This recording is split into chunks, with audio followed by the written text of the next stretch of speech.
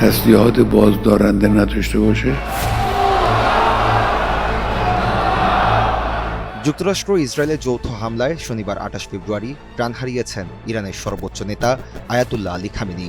মৃত্যুর আগে সবশেষ গত ১৭ ফেব্রুয়ারি প্রকাশ্যে ভাষণ দিয়েছিলেন তিনি। তার সেই ভাষণেও ছিল ইরানের প্রতিরোধ সক্ষম হয়ে ওঠার গুরুত্ব। তার কথায় দেশের নিরাপত্তা নিশ্চিত করতে প্রতিরোধক্ষম অস্ত্র থাকা অপরিহার্য।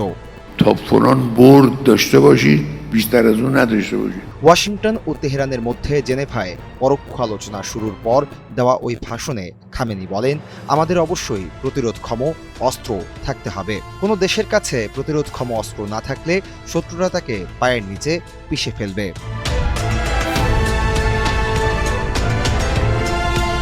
ফলের নির্যাস ও দুধের সমন্বয়ে পোলার টর্নেডো গ্রিন অ্যাপল আইসক্রিম।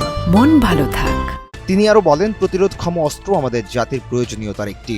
আমেরিকানরা অযথাই এই বিষয়ে হস্তক্ষেপ করছে। তোমরা অমুক ধরনের ক্ষেপণাস্ত্র রাখতে পারবে, অমুক পাল্লার বেশি নয়। এর সঙ্গে তাদের কি সম্পর্ক? এটি ইরানি জাতির বিষয়।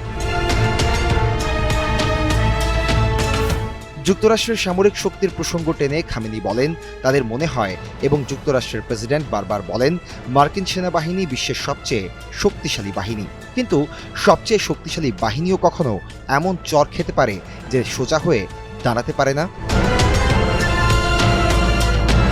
উল্লেখ্য, যুক্তরাষ্ট্র ইসরায়েল হামলায় ইরানের সর্বোচ্চ নেতা আয়াতুল্লাহ আলী খামেনি নিহত হয়েছেন বলে নিশ্চিত করেছে দেশটির রাষ্ট্রীয় টেলিভিশন। রোববার ১ মার্চ সকালে টেলিভিশনটির বরাত দিয়ে এ তথ্য জানিয়েছে ব্রিটিশ সংবাদ মাধ্যম বিবিসি।